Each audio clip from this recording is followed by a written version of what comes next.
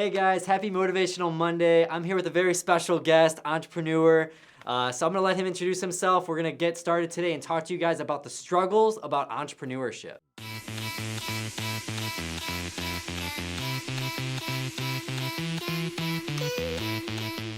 Hey everyone, my name is Kaivan, and I say entrepreneurship is a blessing and curse at the same time. I've been in digital marketing and e-commerce space for the last 10 years, and along the ride, I've learned a lot about entrepreneurship. And to nail down about entrepreneurship, it's all about the mindset. That's the only thing that makes entrepreneur different from everybody else. The mindset. So for you, have you had to switch that mindset in your entrepreneurship journey? Yeah, earlier on, I didn't know. Like, I always wanted to start my business. I always wanted to create something. But I think it really hit me is I think a couple of years back is like, oh shit, like with entrepreneurship, I can change the world. I can change the impact that it can have on people as well. And I think when I realized that, I think it took a completely different direction for especially my mindset to really start thinking a bigger picture on solving problems versus trying to run a small business or trying to start a small business. So a lot of people, I think they get caught up in the entrepreneurship mindset of you're not creating, you're working for yourself. So when you're an entrepreneur, are you trying to create a business that works for itself? Or are you trying to be like someone that's kind of like the strategist and creating the full team? We can vision things, right? I don't know if a lot of people can, unless, Futuristic. yeah, like Right. I've pictured myself being somewhere a couple of years ago. You pictured being in this studio a couple of years ago. Now you're here, Right. right? So I think as an entrepreneur, you can create a vision, but at the same time, I think you can go out and find the right people to bring this vision to life as well. Before it was all about like, how do I start something and make money? Okay. Just like everybody else, right? Like first 3 businesses that I started or 2 businesses, it was all about like, how do I make money and how do I live for myself and be happy with it, right? Mm-hmm. But then when I realized the growth mindset lifestyle that I had, like if I don't go to the gym, I don't feel okay. Like if I don't push myself every day, I don't feel okay. And I think that's a key point you made there, that even though when you don't go to the gym, you don't feel good. Like, it's a mindset shift for your entire life. It's not just one area. It's not just your business. It's who you hang around with. It's what you're doing at the gym. Yep. Like, what you do in one spot is what you do everywhere, Yep. right? And you can kind of see that. You can look around you at all the people and say, okay, I could see how he's working out. He's on his phone at the gym.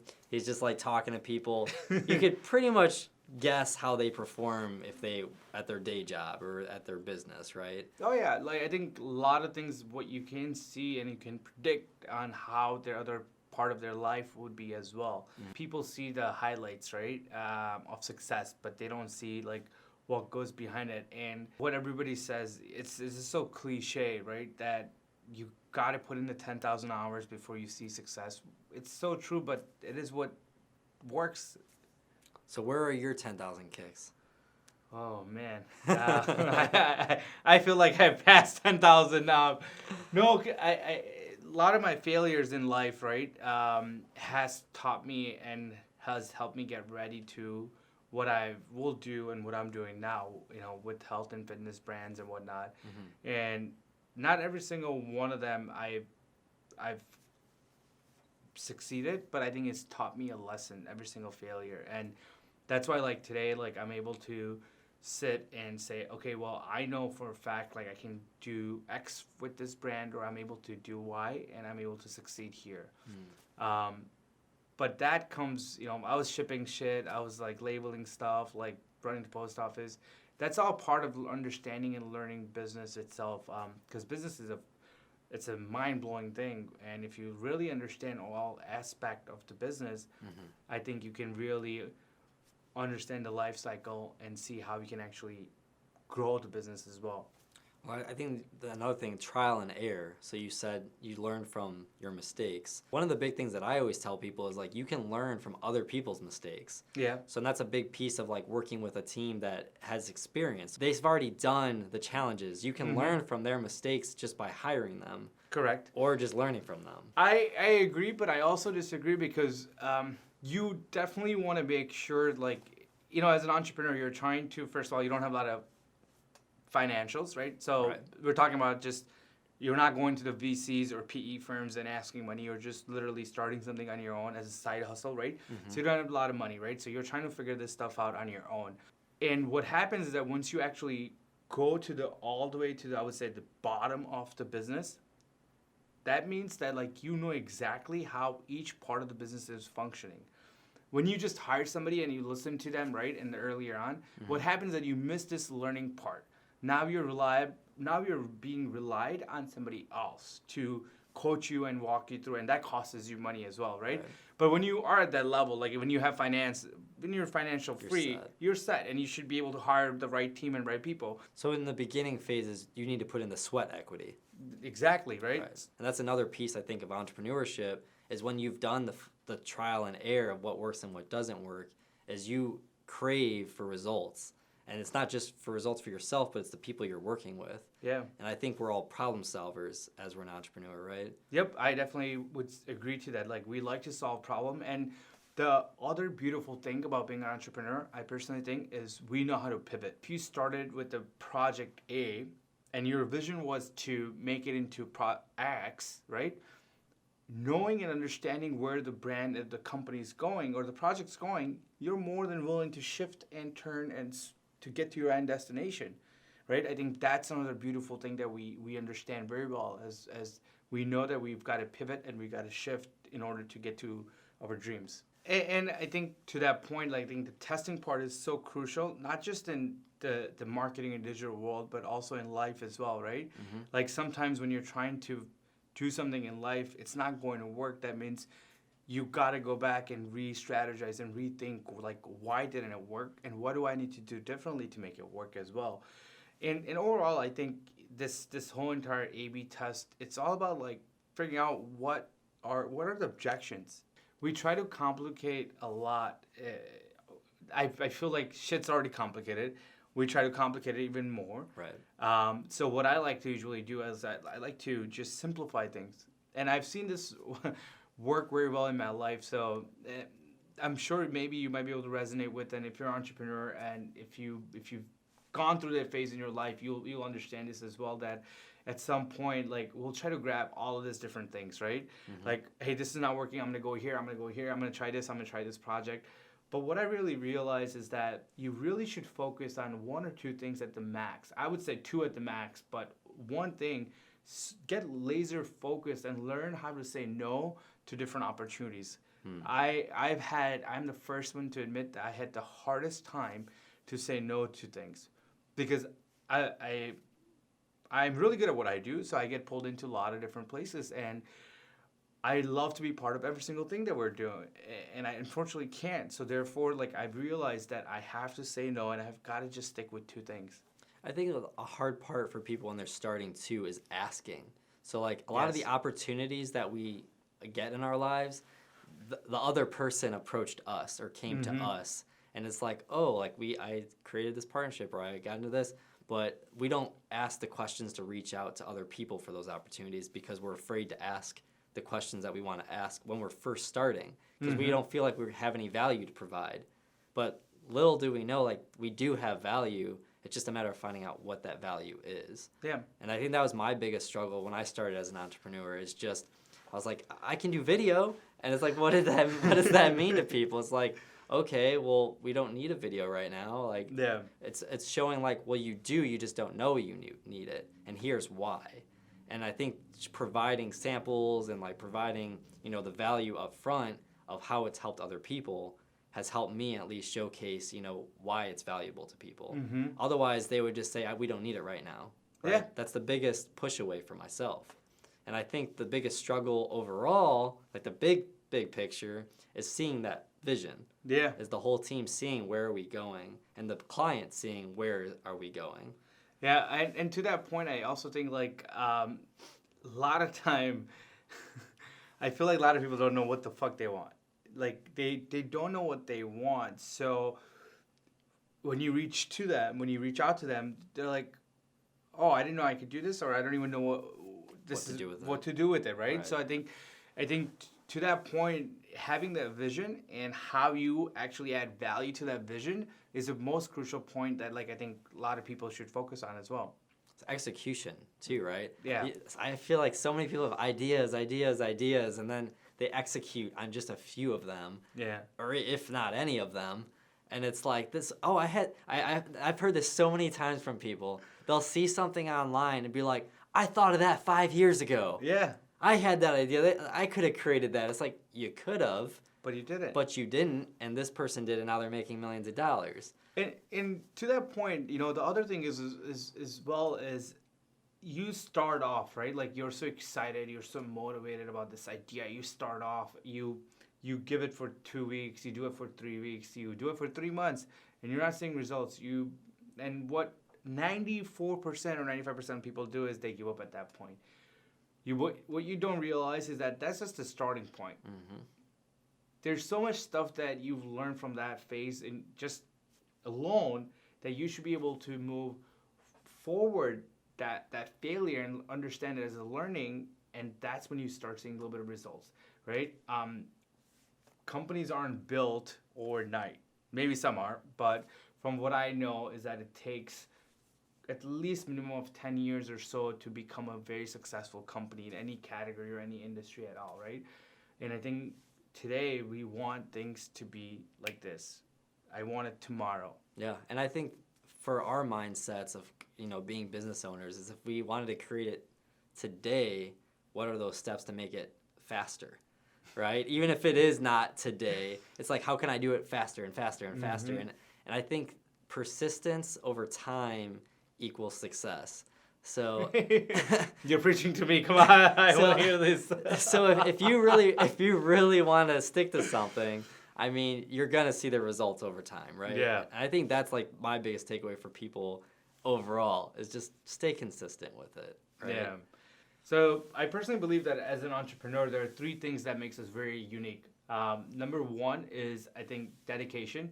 Number 2 is commitment, and number 3 is execution. See, for an example, Chris, I can teach you what I do, right? I can teach you what I do. You can shadow me for 6 months, 7 months, right? And you learn everything I do. But what makes you different from me is that I have these 3 different things that is what drives me. Mm-hmm. And that's what I personally believe. So you'll never be able to execute or do things at the level that I do because I can only teach you that part, the skill part. I can't teach you dedication, commitment, and execution part, right? That has to come within you. And I think that's what I see in today's world that is completely missing from a lot of individuals is they'll talk about it. They'll strategize it. They'll put PowerPoints together. But they'll never execute. And if they do, they'll stop because they haven't seen the results. Mm. And why do you think that they're not seeing the results? Because they're not executing enough. Is that right? Well, they're not executing enough, or they're not spending enough time, or they're not actually paying attention to what needs to be done, right? I mean, I don't know where this idea comes from, right? But as an entrepreneur, we get ideas from crazy places. Mm-hmm. Like, kid cannot be born overnight. It takes time. It takes patience. Well, It grows slowly and steady, right? Think about if you could have a kid tomorrow. right. Well, it's the foundation you want to set for that kid too when they are born, right? Yeah, right. That's why like you have like bridal shower, you do the nursery room, you do all this, right? It's a part of the process. You're literally experiencing it and you're enjoying that time. Have you seen any mother cry saying, "Oh my God, I can't take this"? Yeah, pain. Yeah, pain. It even gives you pain. Sure.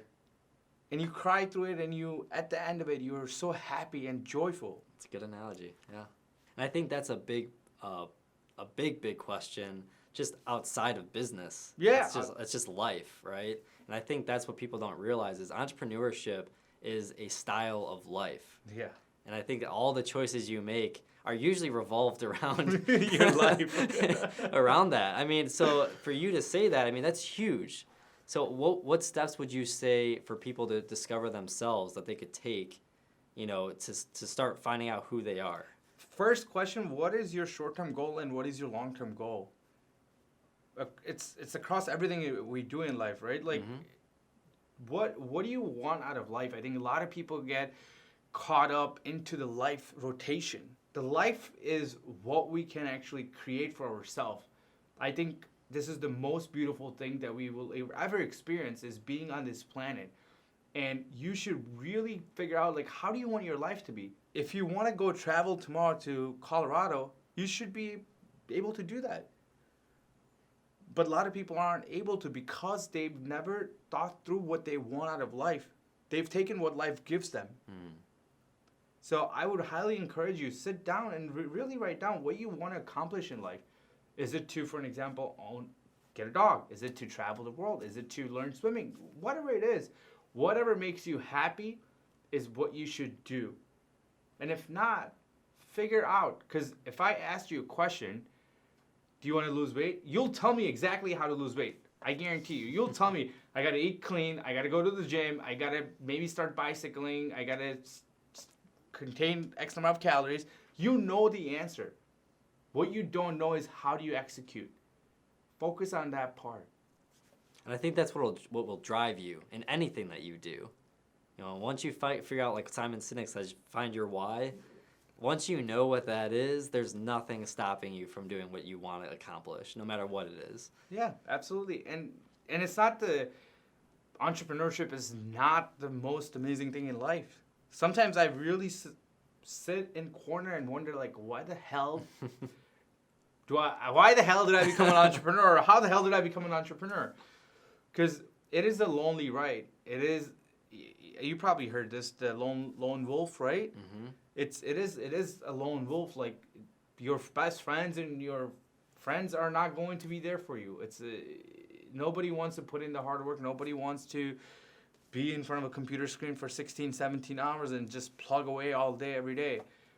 But it's your why that makes you do it, right? So that's the biggest thing, is know what your why is in life. I know so many people that know what their why is, but they can't execute because they're stuck in this life. They've got so many excuses already before you ask them, hey, I can't do it. I got this. And I was like, okay. They create their own roadblocks before it's even a block. Yeah. And I think that's another thing, is when you create your why, you know, other people don't understand why you're doing what you're doing because they don't get it. When you're starting a project or a side hustle, right? What we call it, a side hustle. Right. You always want to make sure there's a bridge that you're gapping from your full-time to your future full-time job. Right. Because what's happening is that you're very focused at your full-time job and you have a source of income coming in, okay? Your security. The security is there. But the side hustle, you can do it without any pressure, financial pressure, right? So I would highly encourage, if you have a side hustle, please continue to do that until you know that it's going to pay you for 6 months of your full salary, a month's salary, right? Because you want to make sure that you create a bridge that gets you to that full-time with your side business as well. We all work for money, but you know what we really all want? It's freedom. Yeah. Freedom to do whatever the hell we want, when we want, and that is why we all work so hard for money, is because money buys freedom. I could completely agree with that. You make your own schedule, you work for the people you want to work with, and you build your own dreams, most importantly. Well, you heard it here, guys. So if you have any comments below, are you a struggling entrepreneur? Are you going through something right now? Let us know in the comment box below. Make sure to like and subscribe to this video. We'll talk to you guys next week. Thank you.